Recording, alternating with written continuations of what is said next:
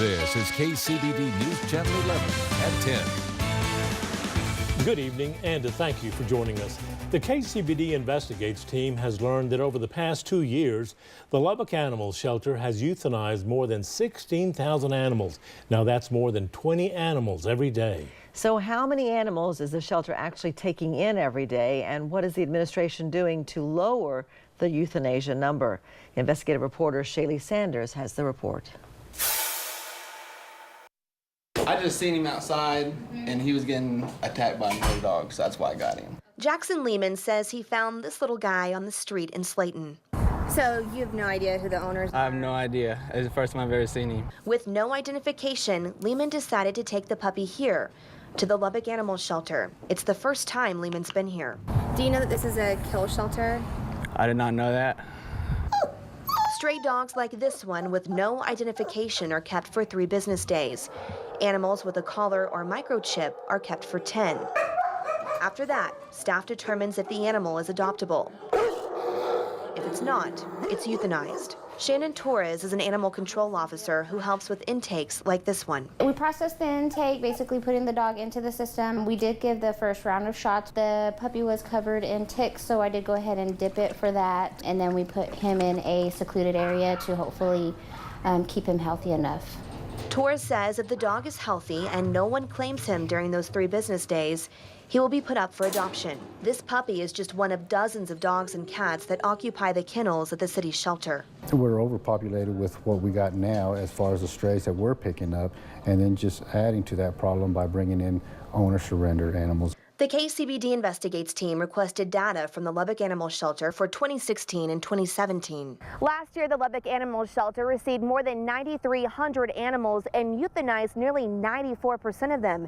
In 2016, they received more than 9,800 animals and euthanized nearly 75%. So, how do these numbers compare to other cities of similar size? Last year, the shelter in Amarillo received about 12,400 animals, and they euthanized nearly 33% of them. Plano received 5,400 animals and euthanized 12%. Irving took in just more than 5,300 dogs and cats and euthanized 13% of them. Garland received more than 7,000 animals and euthanized 22%. While the majority of the animals the Lubbock shelter receives are strays, the second highest number comes from owner surrenders. My staff does not like the fact that I put this sign out here. And it says it's not a no-kill shelter. Owner surrendered animals are the first to be euthanized if the shelter runs out of space. But still, our numbers for owner surrenders is still pretty high. Last year alone, people turned over about 4,700 of their pets to the animal shelter, a place tourists says should be a last resort. What we try to do is try to encourage people to go out and find a rescue group, try to rehome their animals before bringing them to the shelter. The shelter does work with rescue groups like Dusty Puddles Dachshund Rescue to give these strays a better chance of finding a forever home. I don't mind an injured one. If I can heal it and take it, it's going to get a home. Cheryl Drury says she moved to Lubbock 9 years ago with the intention of opening a dachshund rescue, and she tries to save as many as she can. The biggest thing is the seniors that breaks my heart. You know, they're 10, 12 years old, been with a family their entire life, then all of a sudden they're not wanted anymore. Which is why she is always here, looking for dogs to rescue like this one. Hey, this is Daisy. Her 72 hours are up, and she needs a home. See, we just rescued her. Come on, baby girl. There her is. Drury is confident she can help. Yeah, she'll have a home almost immediately.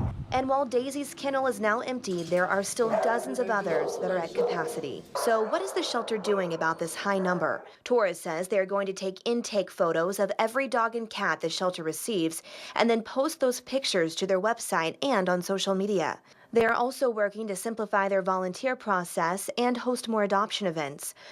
When it comes to the high intake number, Torres says the community needs to spay and neuter their pets and make sure they have identification so animals like this one don't end up here.